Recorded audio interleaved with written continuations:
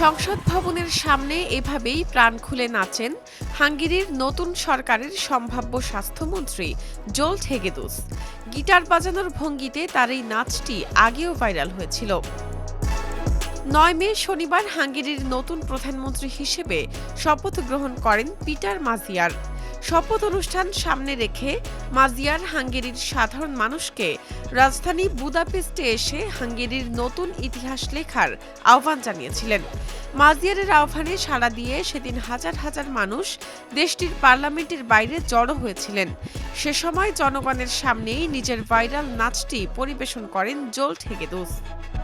মাজিয়ারের শপথের মধ্য দিয়ে ইউরোপের দেশটিতে রুশপন্থী নেতা ভিক্টর অরবানের ১৬ বছরের শাসনের আনুষ্ঠানিক ইতি ঘটল।